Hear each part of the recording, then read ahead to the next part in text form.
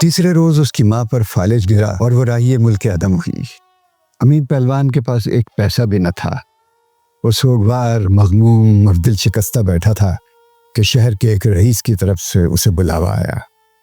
وہ اپنی عزیز ماں کی میت چھوڑ کر اس کے پاس گیا اور اس سے پوچھا، کیا میاں جان، آپ نے مجھے کیوں بلایا؟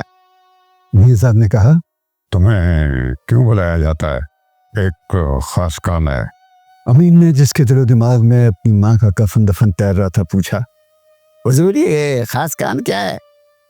میاں صاحب نے سگریٹ سلگایا۔ بلیک مارکیٹ کا قصہ ہے۔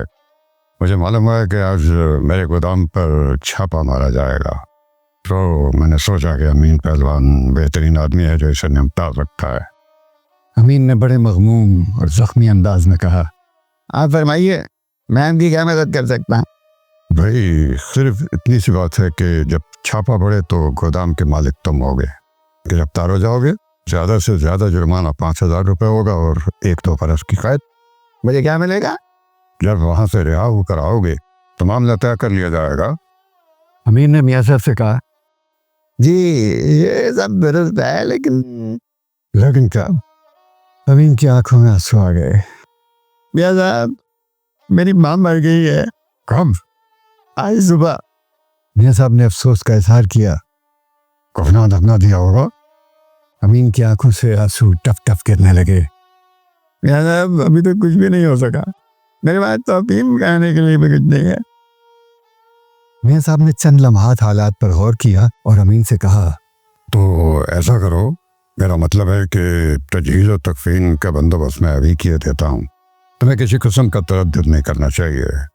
تم گودام پر جاؤ اور اپنی ڈیوٹی سنبھالو۔ امین نے اپنی میلی قمیض کی آستین سے آنسو پوچھے۔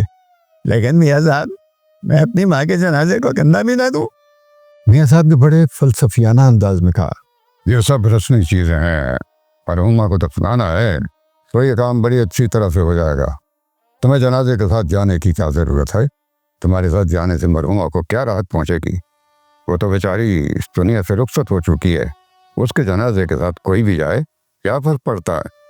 اصل میں تم لوگ چاہے لو، میں اگر مر جاؤں تو مجھے کیا معلوم ہے کہ میرے جنازے میں کس کس عزیز اور دوست نے شرکت کی تھی؟ مجھے اگر جلا بھی دیا جائے تو کیا فرق پڑتا ہے؟ میری لاش کو چیلوں اور گدھوں کے حوالے کر دیا جائے تو مجھے اس کی کیا خبر ہوگی؟ تم زیادہ جذباتی نہ ہو۔ دنیا میں سب سے ضروری چیز یہ ہے کہ اپنی ذات کے متعلق سوچا جائے۔